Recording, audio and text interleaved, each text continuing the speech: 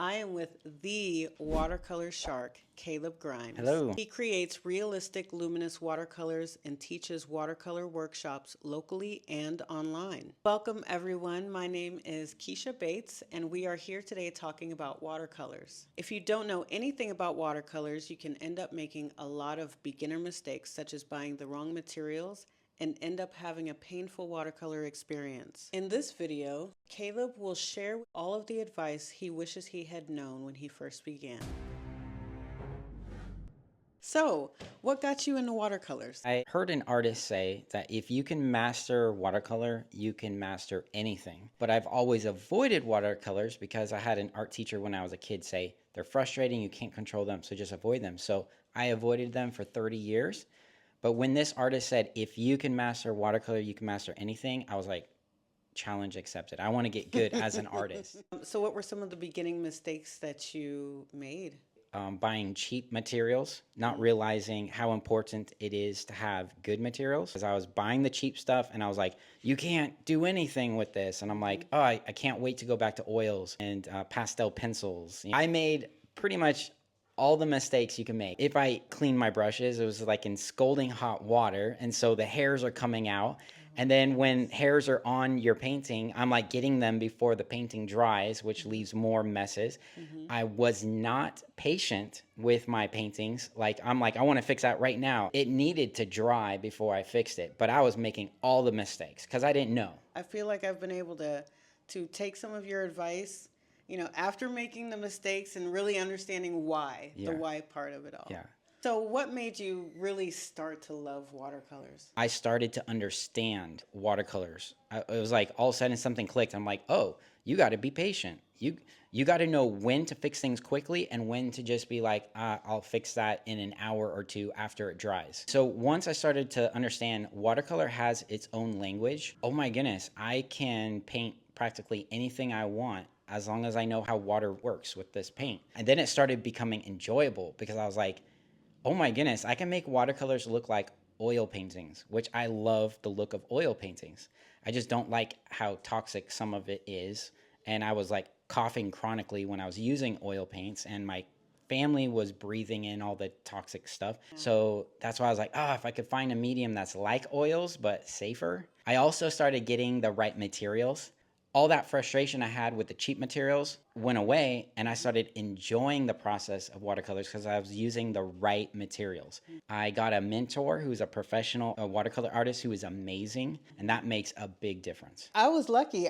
My first painting was with you teaching. So this is what this sounds like to me. It sounds to me like your first 6 months was like my first 3 hours because you provided the right materials, so there was just the nuances of working with watercolors was pretty much my challenge, but it wasn't having the wrong materials. What do you wish you had known specifically when you had first started? So I wish I could go back and be like, hey, the number one thing you need to buy is the right paper.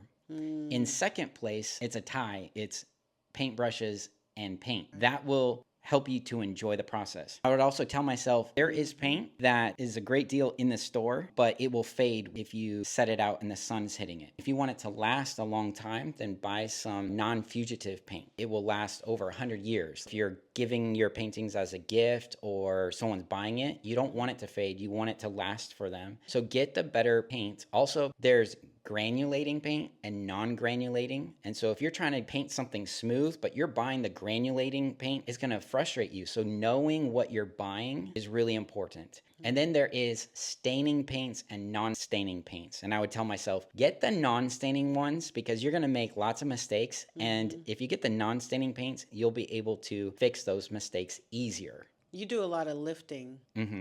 I would also go back in time and tell myself, you don't need to buy every single tube of paint, every single color. You really only need like 5 colors and you can mix it. To me, I actually was more overwhelmed with a set of 150 different colors than just 5 colors that you mix to get what you need. Sure. What did you call that? Oh, the CYKM. Cyan, magenta, black, and yellow. Yeah, Yeah. yeah. Same colors used in printers. Mm-hmm. They get Yeah. all that color just using those four. So what paper do you recommend? Get Arches. Arches comes in blocks. They also sell large pieces individually. It's tough. It can handle all the mistakes you make. I've enjoyed Arches. At the beginning, I was doing really tiny paintings. And so the little sets of 150 colors was okay because I'm only using a little tiny brush and a little tiny piece of paper.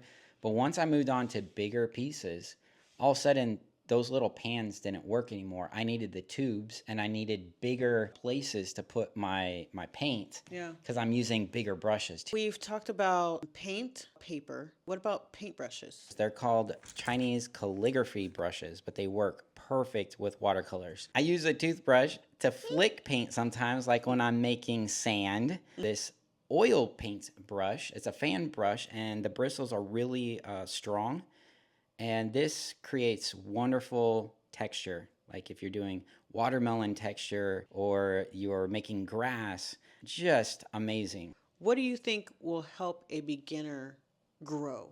If you can master watercolor, you can master anything. That told me that watercolor was going to be challenging. And I committed to a year. So I would challenge those who are interested, commit to a whole year and know you're going to be challenged. I mean, when I started watercolors, I had a nice black hair.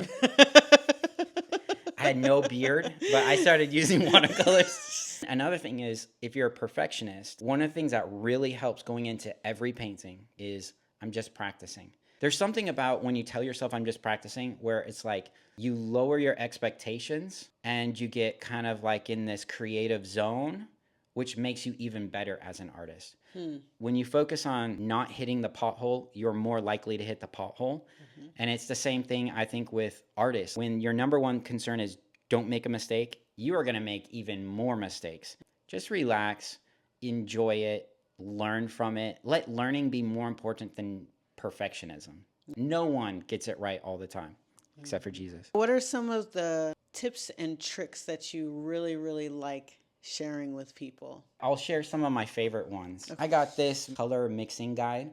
So when I'm using only like 4 or 5 colors and I'm thinking like what colors do I have to mix to get the color that I'm after, I look at this and it helps me to know, oh, I just need to mix cadmium yellow with phthalo blue and I'm going to get the right green. Masking fluid is like a must. When I want to preserve whites on the paper, I use masking fluid. I'm able to focus in areas without worrying about messing up other areas because it's protected with the masking fluid. Now, I have made the mistake of buying a brand new brush, dipping it in here, not knowing this will ruin your brushes. So you want to use a brush that is not your favorite brush. I've practiced with a lot of different tools on making the sketch. I found 3H or 2H pencil to be really good. When you're done with the painting, people aren't looking at your pencil marks. Also, just having a bottle of water. Paint is so expensive, and so when you're mixing something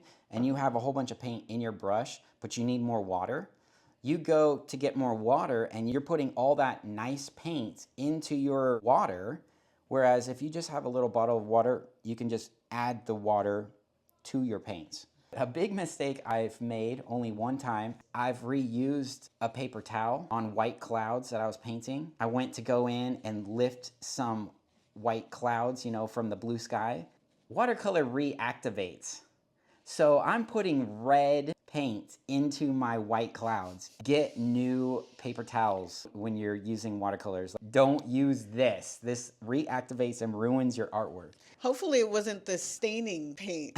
They ask you how you are, and you just have to say that you're fine when you're not really fine. Almost every problem you can have with watercolors, there's a fix for it. For instance, some people believe like once you make a mistake, like you go too dark, you can't erase it. That's not true. Even if it's a staining paint, you can use a magic eraser. Those Mr. Clean magic erasers. And it doesn't even have to be their brand. Just that type of an eraser. You just dip it in water and you can bring it back to the white of the paper. But I only suggest this if you're using the Arches, 100% cotton paper. That Arches is tough paper. It can handle Mr. Clean magic eraser. If you use it on cheap watercolor paper, you might put a hole in your artwork and be really mad at me. I would recommend going on Amazon or the local thrift shop and see if they have, what are these called? Deviled egg tray. They work amazing for watercolors. I suggest getting a white one so that you can actually see the colors accurately. When it comes to realism and watercolors, you want to work from the lightest colors to the darkest colors. Okay. And layer and just be very patient with it drying and adding another layer, and that's how you build up so much depth to a painting. What we were taught in elementary school with watercolors was put the paint down one time and then you're done with your painting. There's not going to be depth. In realism with watercolors, it's layer after layer, starting with the lightest, going to the darkest. So little tips and tricks like that have made watercolor way more enjoyable. So if anyone wants to learn more from you, the rest of your tips and tricks and techniques and things like that, what do they need to do? It's called Watercolor Shark. You can find it on the school app, and I teach to over 400. If you live here in Tucson, you can come to my workshops. It's a great way to tackle any fears you have with watercolor. Well, I look forward to checking out the rest of your stuff. Thanks, Keisha. No problem. I wish you all luck. May the force be with you.